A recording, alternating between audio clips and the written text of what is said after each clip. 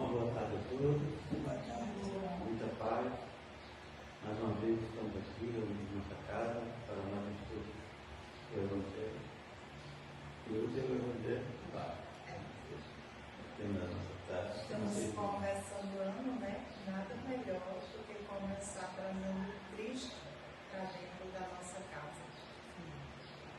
Vamos elevar o nosso pensamento, o nosso Pai Celestial, entrarmos em companhia do Espírito espiritual da nossa casa. E rogar ao nosso Pai. Pai de bondade infinita, Jesus, amoroso bom, Espírito cansado por esta presente. Nós lhe rogamos, Pai, que conceda a todos nós a palavra livre, a compreensão, a entendimento, que ilumine nossas mãos, para que elas tenham palavras limpas, clarificadoras, que nos auxiliem a compreender todos os ensinamentos que serão dados nesta casa. Que a sua bondade se faça sempre presente. Hoje, que assim seja.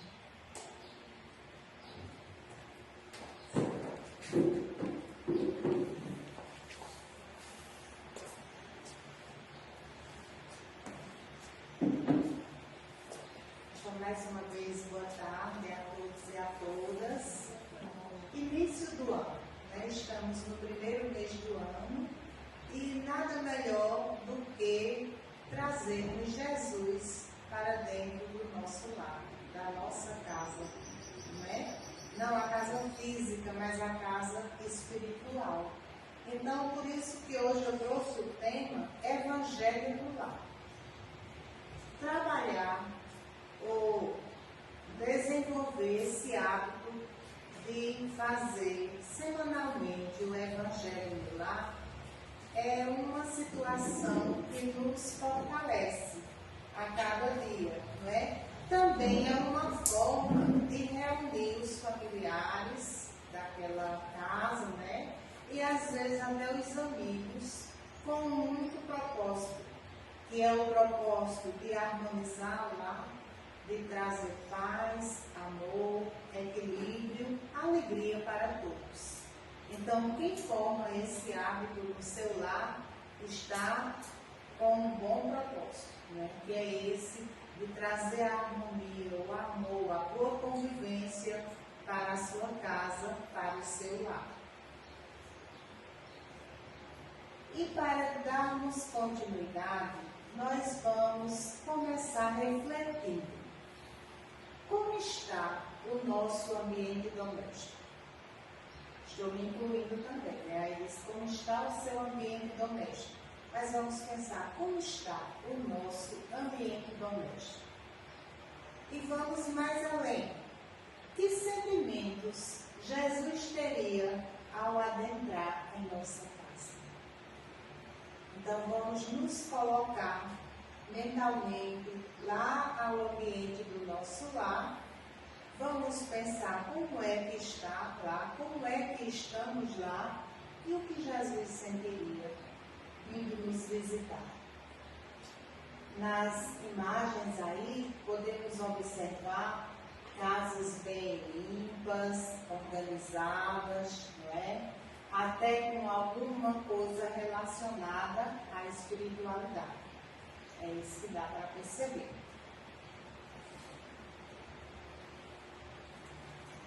E agora, vamos tratar um pouquinho da psicosfera do lar.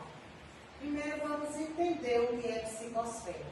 A psicosfera é uma atmosfera psíquica, ou seja, é um campo energético vibratório que envolve um ser humano ou os ambientes. Então, a psicosfera é um campo energético vibratório que vai envolver um ser humano ou vários ambientes, determinados ambientes.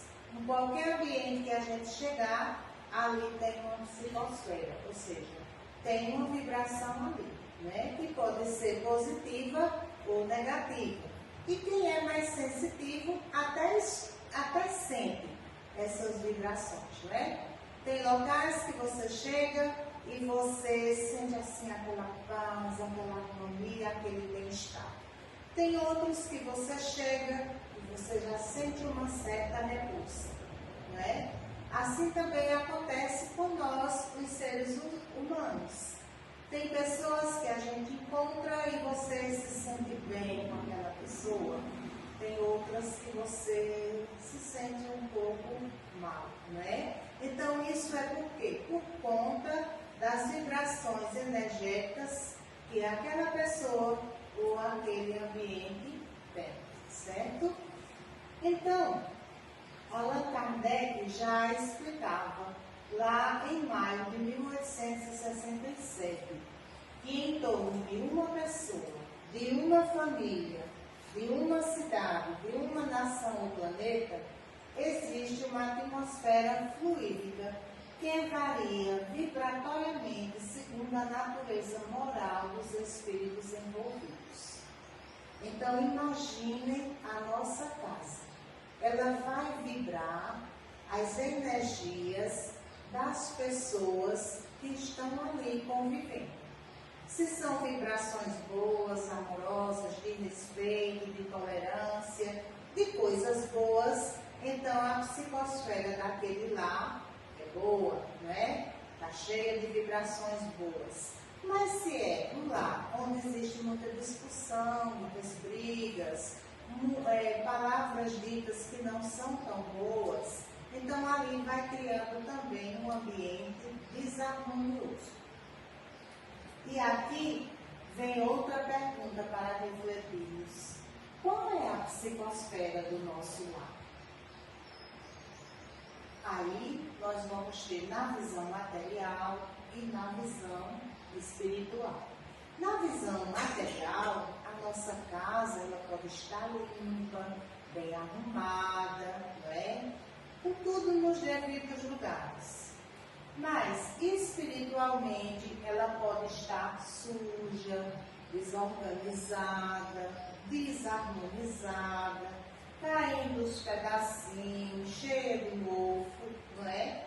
Então, de acordo com o quê? Com os nossos pensamentos, com as nossas vibrações, com a convivência que ali acontece, seja ela positiva ou negativa.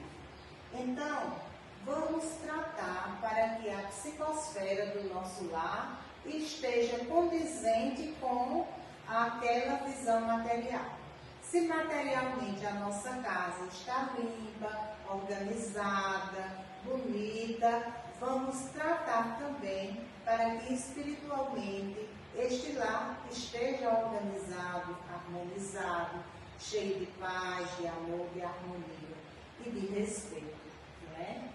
Deu para entender? Então vamos adiante. Aí vem agora, tratando realmente do Evangelho do Lar. Emmanuel, ele disse essa frase: se um homem é a partícula divina da coletividade, o lar é a célula sagrada de todo o edifício da civilização. O que quer dizer isso? Que tudo começa no lar, né? Nos livros da escola, a gente encontra que a família é a célula da sociedade. Então, se a família vai bem, a vizinhança, a sociedade de um modo geral, vai bem, né? Do contrário, então tudo desarmoniza. Então, André Luiz disse essa frase que eu coloquei aí para vocês. Aliás, Emmanuel e André Luiz já trazem no livro Os Mensageiros que quando no lar são levantadas paredes espirituais baseados no amor, na dedicação e na ligação com Jesus, esse lar é isolado. Ou seja, só entra nesse lar espíritos que são permitidos, espíritos de luz. Então, por isso que é importante que o lar esteja harmonizado. Porque se o lar está harmonizado, equilibrado, uma convivência boa, Então, espíritos inferiores não são permitidos adentrar naquele lar para causar danos àquela família, não é? Então, quando abrimos a nossa casa e o nosso coração para o Evangelho, nós acendemos em nós e na nossa casa uma luz. E essa luz impede que as trevas se aproximem. Não é interessante? Então, é muito importante aprendermos a fazer o Evangelho no lar, sempre. Porque sempre que a gente está fazendo o Evangelho no lar, se unindo através da oração e dos sentimentos amorosos, de respeito, de fraternidade, de boa convivência, no nosso lar se acende uma luz que impede que espíritos inferiores se aproximem. Então, quem vai se aproximar do nosso lar, da nossa casa? Espíritos bons, espíritos de luz, nossos protetores, nossos mentores.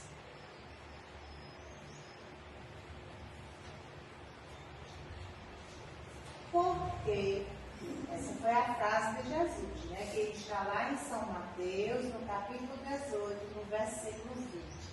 Então, Jesus já disse: onde estiverem reunidos em meu nome, lá estarei presente. Então, Jesus está presente quando nós nos reunimos para as orações. E aqui eu quero voltar para o primeiro slide. Observem o semblante de Jesus. Aí é representando que ele está batendo a porta da nossa casa para a realização do Evangelho. Como vocês acham que está o semblante dele? Está triste? Está pesado? Podem dizer. Iluminado. Está iluminado, está assim feliz, né? Então ele está feliz de chegar à nossa casa na realização do Evangelho. Em qualquer momento de prece, de oração que a gente faça, ele vai estar presente ali conosco.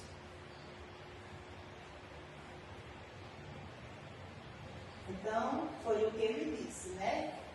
Aí, o culto do Evangelho no lar é o quê? É uma reunião familiar, onde diz que o grupo consanguíneo deve, é uma reunião familiar, onde o grupo consanguíneo se reúne. E o que é o grupo consanguíneo? São os familiares, né? Às vezes, além dos familiares, pai, mãe, filhos, avós, tios, vem outras pessoas amigas que também gostam de vivenciar esses momentos de oração, né? Então, ela se realiza onde? É no templo? Não, é no próprio ambiente doméstico daquela família. Então, é uma reunião familiar que acontece no lar, no ambiente doméstico daquela família, né? É feita entre pessoas que se afinam com aquele mesmo objetivo, com aquela mesma elevação espiritual de que aquela família comunga. Então, além dos familiares, como eu já disse, podem vir também pessoas amigas, pessoas da vizinhança que gostam daquele momento e que se confraternizam ali, né? Então, isso está no livro Culto do Evangelho no Lar, de Djalma Paz.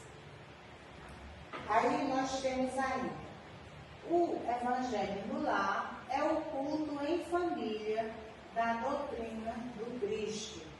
Então, através do Evangelho no Lar, esse momento nos permite uma ampla compreensão dos ensinamentos de Jesus e a prática destes. Porque não adianta só a gente ter o conhecimento e não praticar. Então é interessante que através do Evangelho a gente vá adquirindo cada vez mais esses conhecimentos e botando em prática no nosso dia a dia, nos ambientes em que nós passamos e convivemos. Então, se eu tenho essa vivência cristã, Então, em qualquer ambiente que eu chegar, eu vou tornar aquele ambiente mais agradável. Porque eu não vou levar para lá a discussão, o apontamento das falhas dos outros, eu vou ser mais fraterno, eu vou ser mais tolerante com as falhas dos outros, vou ser mais companheiro. Então, se eu tenho uma vivência cristã no meu lar, para qualquer ambiente que eu vá, eu levo isso comigo. Levo essas vibrações boas comigo.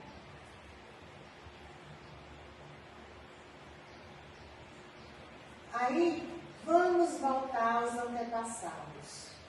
Quando aconteceu o primeiro culto no lar, ou o primeiro evangelho no lar, e como se deu?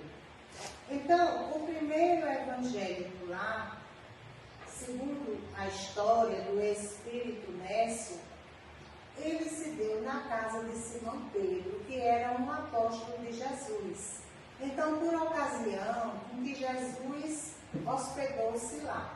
Então, estavam conversando todos ali. Aí, quando Jesus percebeu que a conversa estava partindo para futilidades, coisas sem muita importância, então ele convidou a todos para edificarem aquele momento, né? Então, ele convidando os familiares do apóstolo à palestra edificante e à meditação elevada, desenrolou os escritos da sabedoria e abriu na terra o primeiro culto cristão do lar. Então, aí ele começou e espera que demos continuidade. E por que fazer o evangelho no lar? Tem várias razões boas para fazermos isso. Primeiro, para compreender melhor o evangelho, levando-o para o nosso dia a dia. Então, quando você está mais preparado espiritualmente, você consegue se sair melhor nas situações difíceis que vão lhe aparecendo no dia a dia, na família, no trabalho, na comunidade, em qualquer lugar. Então, você se sente mais fortalecido. Se você está mais fortalecido, você vai resolver os problemas com mais facilidade, da melhor forma. Para harmonizar a ambiência do lar, facilitando o auxílio dos mentores espirituais, uma vez que a prece e o estudo colocam a família em sintonia com esses benfeitores. Então, aquele hábito da prece, ele vai fazer com que aquelas pessoas elas tenham uma sintonia melhor e maior com seus mentores espirituais, com seu anjo de guarda e com os protetores da casa, os protetores de cada um.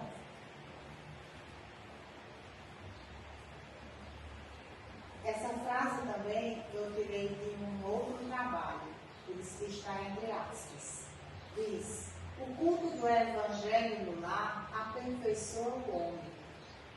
O homem aperfeiçoado ilumina a família. A família aperfeiçoada melhora a comunidade. E a comunidade melhorada eleva a nação. Então, quanto mais estivermos envolvidos e seguindo os ensinamentos que Cristo nos dá, a gente vai estar melhor em qualquer ambiente que chegarmos, não é?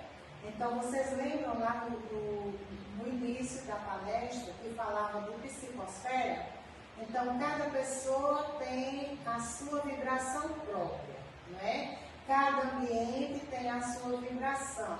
Mas aquela vibração dos ambientes, ela é o conjunto das vibrações das pessoas que ali estão convivendo.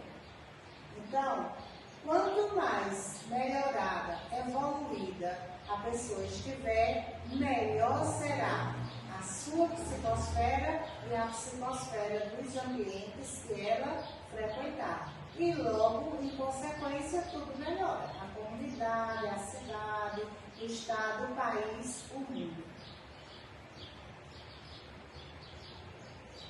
E como fazer o evangelho no lar? É bem simples. Então, primeiramente, o que é que a gente vai escolher? A gente vai escolher um dia que melhor atenda a todos daquela família. Então, é o dia em que tiver mais pessoas da família presentes. O horário, também devemos fixar um horário. Então, escolhemos a primeira tarefa, é escolher o dia e o horário mais apropriado para que todos se reúnam. Qual é a duração do Evangelho? Varia, entre 15 minutos ou mais. Vai depender do quantitativo de pessoas que está ali reunido. Por quê? Porque no Evangelho no lar, as pessoas vão discutir, vão falar a respeito do que foi tratado ali. Então, se tiver menos gente, demora menos. Mas se tiver mais gente, demora mais, porque todos têm o direito de opinar, né? Como se inicia o Evangelho? Primeiro se inicia com uma prece. Então não é uma prece decorada, é uma prece, aquela que sai do fundo do nosso coração, da nossa alma, bem simples, que expressa ali os sentimentos que temos para fazer aquele momento prazeroso, né? Muitos dizem que a prece deve ser feita pelo chefe da família, mas não é obrigado que seja sempre o chefe da família. Então pode-se escolher outra pessoa, membro ou amigo da família que está ali. Após a prece, então vai-se escolher um trecho do Evangelho para a leitura. Aqui eu coloquei o Evangelho segundo o Espiritismo, porque nós somos espíritas, ou pelo menos aspirantes à doutrina espírita, né? Mas qualquer pessoa pode fazer o Evangelho no lar, independente da religião. Seja evangélico, seja católico, seja qualquer religião. Então, vai-se escolher um trecho do Evangelho ou da Bíblia, vai ler aquele trecho em voz alta e depois os participantes vão falar a respeito daquele trecho lido, né? Vão dizer o que entenderam. Outros podem complementar a fala daquele que apresentou a sua opinião e assim complementando uns aos outros e levando a um melhor entendimento. Vocês podem ter certeza que nessa hora a espiritualidade de luz está aí, intuindo esse grupo que se reúne para o Evangelho. Depois que foi feito essa leitura e esse comentário a respeito do texto lido, então vem a prece para finalizar aquele momento.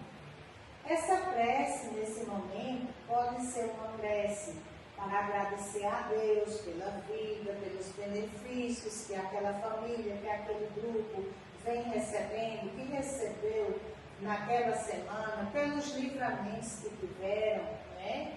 Também rogando a Jesus a proteção para o lar, ou pedir pelos que estão necessitados. Às vezes são conhecidos, parentes que estão necessitando de alguma graça, né? Ou também os desencarnados, né?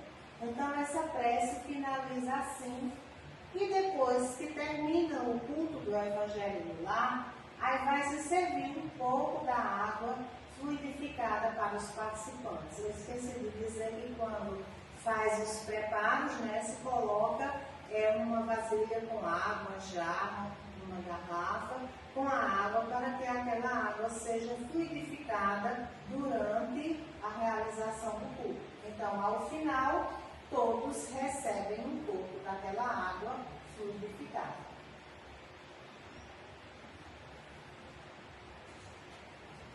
Para realizarmos um Evangelho no lar sem interrupções, é interessante que a gente tome algumas precauções. Por exemplo, desligar o celular, o rádio, a televisão e não atender o celular. Então, deixar, por exemplo, desligado no silencioso, para evitar esse tipo de interrupções.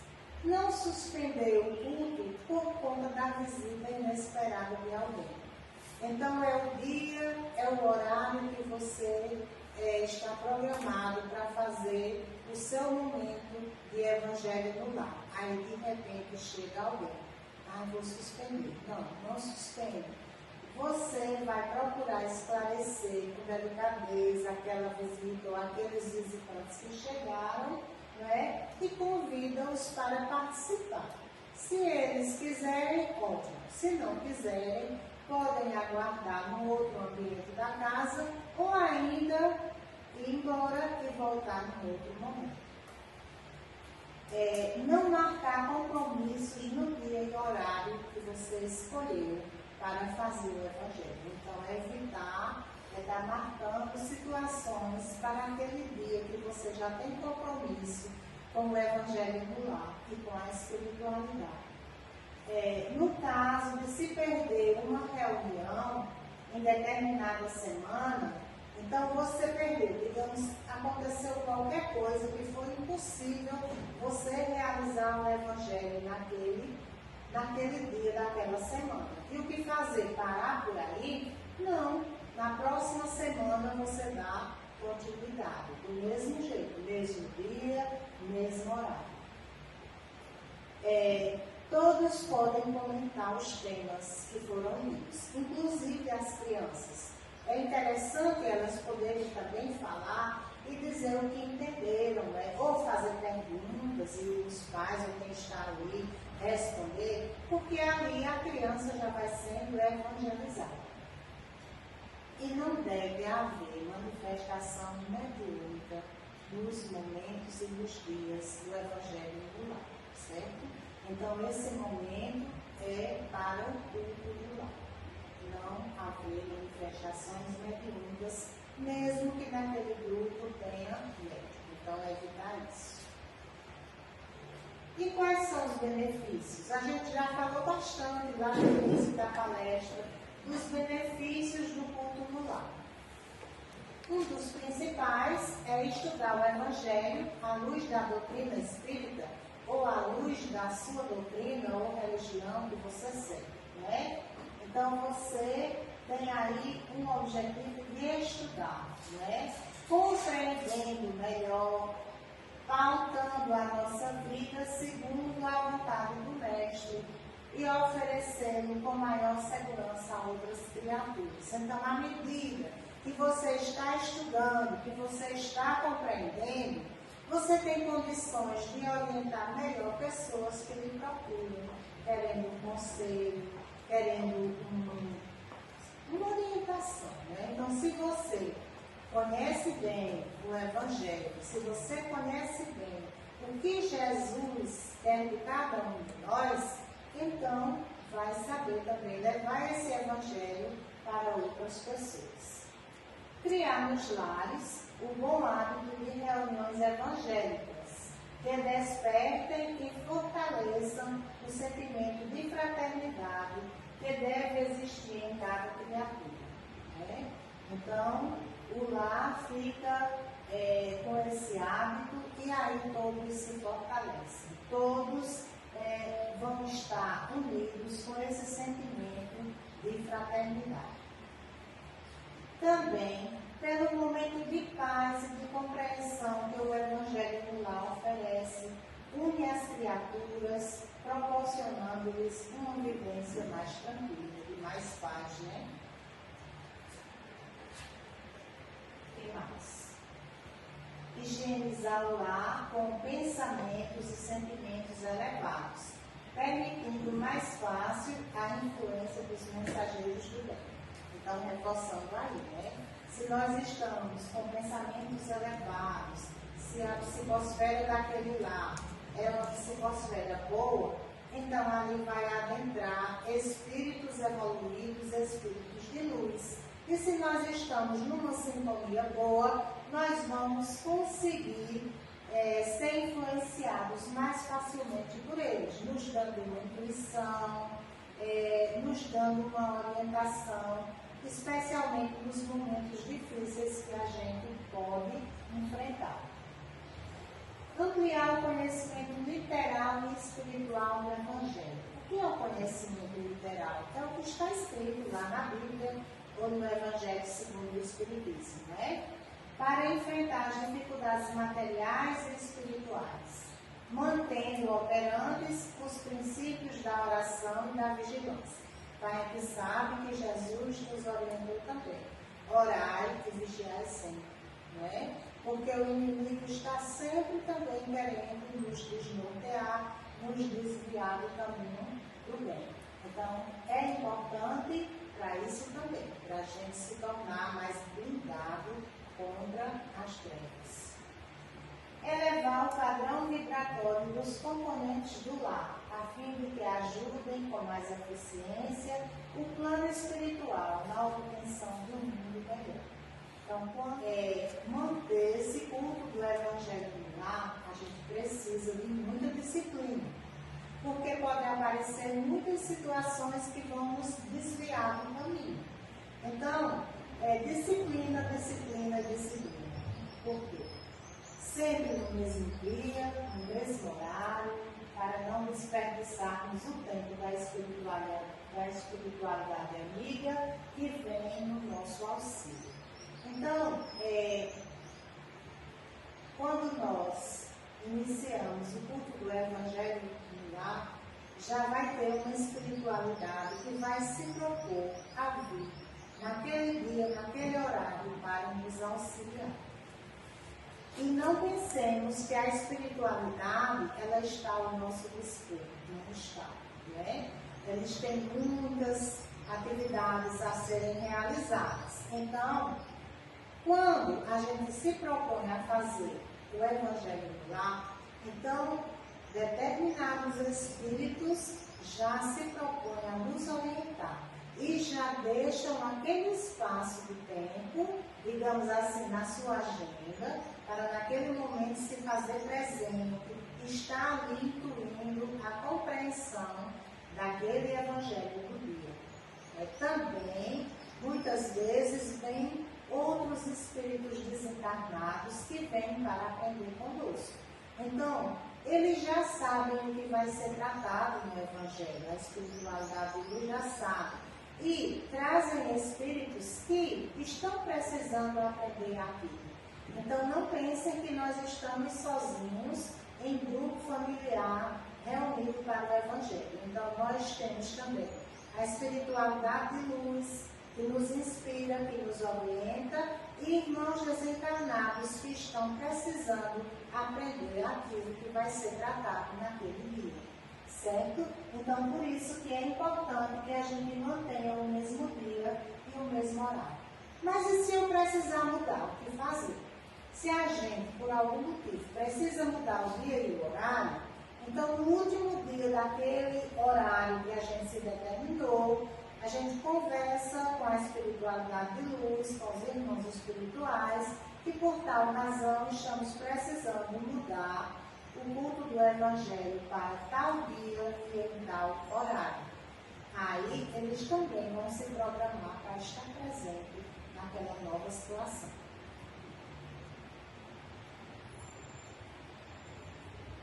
Aí, luz no lar. Em casa começa nossa missão no mundo. Então a gente já sabe que é na família que tudo vai começando, né? A aprendizagem vai começando no lar. Então, quando nós reencarnamos, a gente está na família certa, no lugar certo, tudo certo, programado por a gente mesmo e a espiritualidade amiga antes de reencarnarmos. Então, ali estão espíritos que precisam se harmonizar de alguma forma. Uns precisam aprender com os outros, ou precisamos pagar débitos, né? Então, não se engane quando disser assim, eu não pedi para nascer, eu não pedi para estar nessa família, eu não queria estar nessa família. Pois tenha certeza que você pediu para nascer e você pediu para nascer naquela família, porque era o melhor ambiente para você desenvolver determinadas situações para se melhorar, para progredir moralmente e espiritualmente. Então, ali, no texto, no slide, diz: é no lar que os espíritos se reencontram sob o mesmo teto, na condição de pais, de filhos, irmãos, avós, tios e assim por diante. Nesse ambiente, são oferecidas as oportunidades de um novo aprendizado, um aprendizado moral, possibilitando aos reencarnados exercitarem-se no campo afetivo, desenvolvendo a fraternidade, a solidariedade, enfim, os sentimentos derivados do amor. Assim, a função educadora e regeneradora da família é extremamente delicada e importante, quando se atribui à reencarnação a oportunidade de ascensão na escala evolutiva, através de novas experiências no campo intelectual e moral. Então, quem assistiu à palestra de Jânio no sábado passado, que tratou da reencarnação dos Segismundo, tratou bem direitinho isso aí. Então, a gente vem, escolhe os pais para melhorar determinadas situações que não foram tão boas em vidas passadas. Então, a gente está ali para aprender e para resgatar alguma coisa.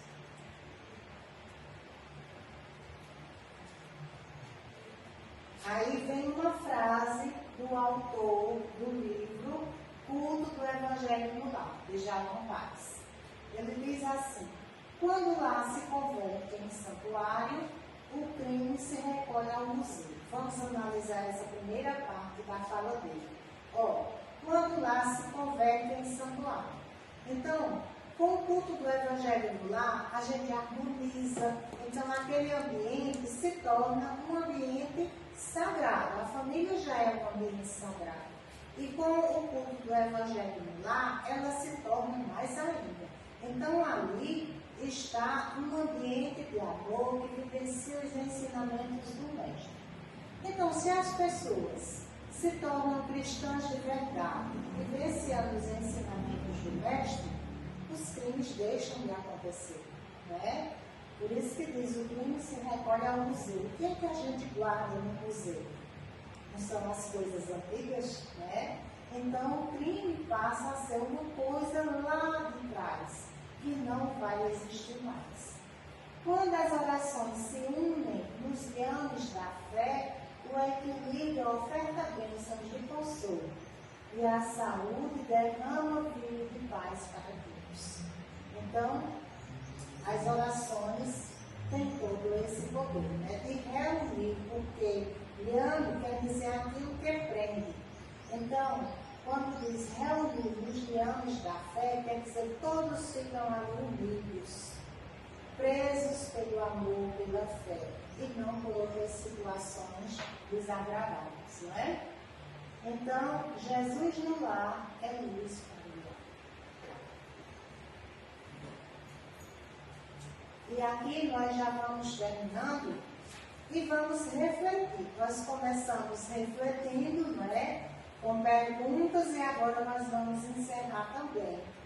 Mas primeiro nós vamos ver esse trechinho da Bíblia que está lá em São Mateus, no capítulo 11, versículos 28, 29 e 30, onde Jesus diz: vinde a mim todos vós que sofreis e que estáis sobrecarregados, e eu vos aliviarei. Tomai meu jugo sobre vós, e aprendei de mim, que sou brando e humilde de coração, e encontrareis o repouso de vossas almas, porque meu jugo é suave e meu fardo é leve.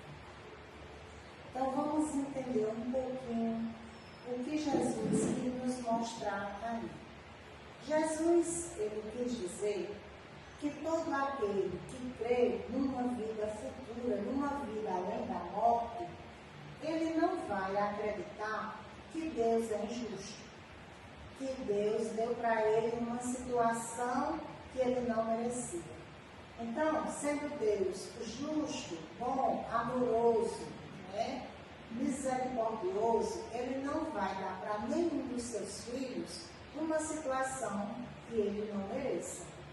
Então, quando alguma coisa acontece em nossas vidas, como as misérias, as decepções, as dores físicas, morais ou espirituais, as perdas dos nossos entes queridos, vão encontrar um consolo lá no futuro, na vida espiritual, na confiança que nós temos em Deus, de saber que Ele não é injusto e não vai nos dar nenhuma situação que não mereçamos.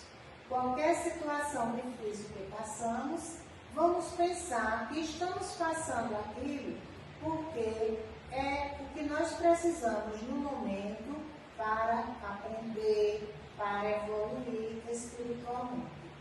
Aí vocês imaginam, Jesus disse, aprendei de mim, que sou brando e humilde. É isso que a gente sabe mesmo de Jesus, né? Ele mostrou como exemplo. Sempre foi brando, então nos ensina a brandura. Humilde, nos ensina a humildade em qualquer situação. E ele diz ainda que o jugo dele é suave e o fardo é leve.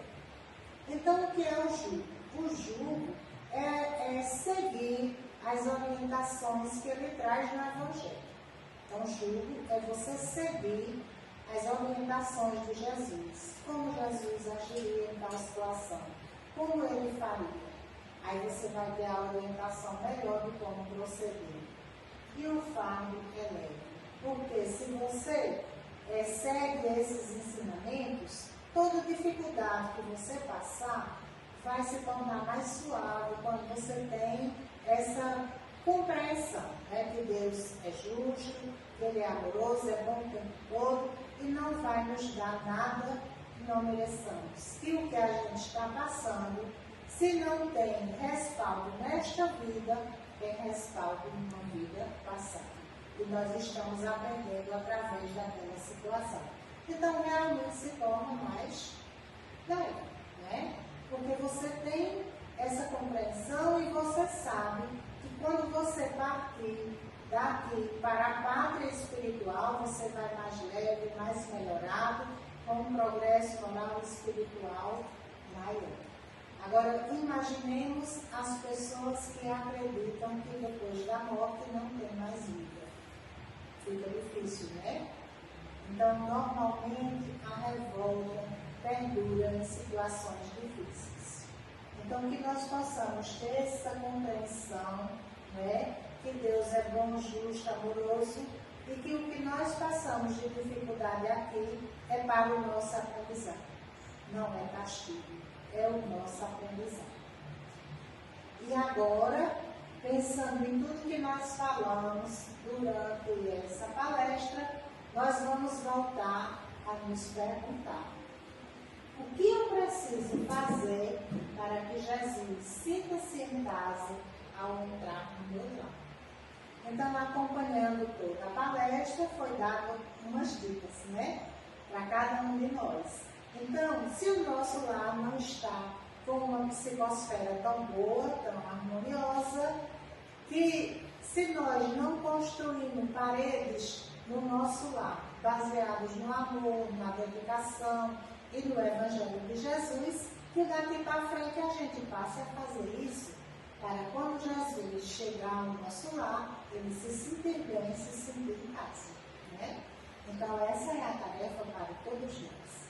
Vamos procurar melhorar em nós e no nosso lar o que não está tão bom. Esse é o objetivo.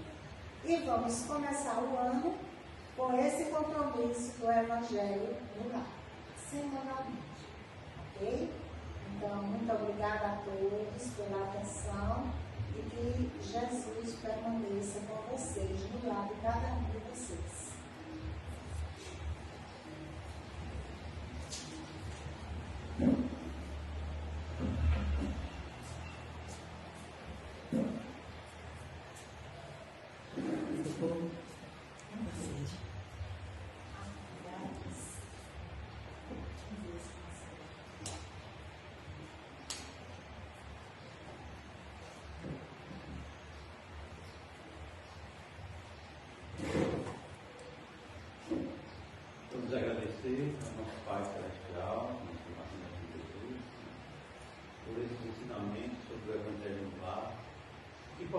assim, começar a ser iniciado, desenvolver, reunião de família, ver quem gostaria de participar, não pode ser algo que não importa, tem que ser uma coisa como um acordo, para que a gente possa realmente fazer a prática do Evangelho lá e trazer as novas energias para dentro da nossa casa, renovando a atmosfera política, nosso lar, fazendo com que nós possamos assim ter um ambiente de fraternidade, de harmonia, onde todos podem se sentir amparados, fortalecidos e iluminados.